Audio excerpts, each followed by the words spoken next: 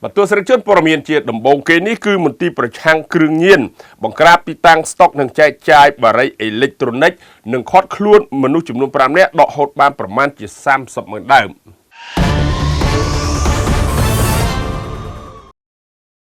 ទីតាំងស្តុកទុកនឹងចែកចាយដោយខុសច្បាប់នៅបារីអេເລັກត្រូនិកត្រូវបានកងកម្លាំងសមត្ថកិច្ចនៃមន្ទីរប្រឆាំងបលល្មើសគ្រឿងញៀនបង្ក្រាបដោយដកហូតប្រមាណជា30ដើមព្រមទាំងឃាត់ខ្លួនមនុស្សចំនួន5នាក់ប្រតិបត្តិការនេះធ្វើឡើងកាលពីវេលាម៉ោង 4:00 ភ្លឺថ្ងៃទី 24 ខែកុម្ភៈឆ្នាំ 2026 នៅផ្ទះលេខ C5 ផ្លូវបេតុងភូមិស្រុកជែកសង្កាត់ជើងឯកខណ្ឌដង្កោរាជធានីភ្នំពេញ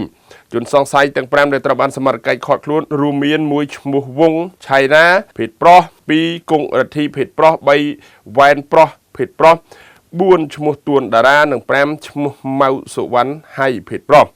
តាមសមត្ថកិច្ចដឹងថាប្រតិបត្តិការនេះធ្វើឡើងក្រោមការសម្របសម្រួលពីព្រះរាជអាជ្ញានៃឯកយការអមសាលាដំបងរាជធានីភ្នំពេញដោយអនុវត្តតាមបទបញ្ជារបស់នាយឧត្តមសេនីយ៍សថេតអគ្គស្នងការនគរបាលជាតិលោកឧត្តមស្រីឯកប៊ុនប៉ាម៉ារីលុចអគ្គស្នងការរងទទួលបន្ទុកប្រឆាំងបទល្មើសគ្រឿងញៀននិងឧត្តមសេនីយ៍ឯកព្រំសន្ធរ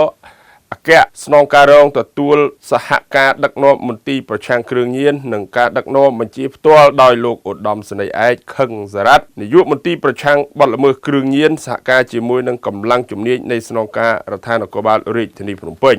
ពីខ្ញុំបាទលូនឯក TV5 Online News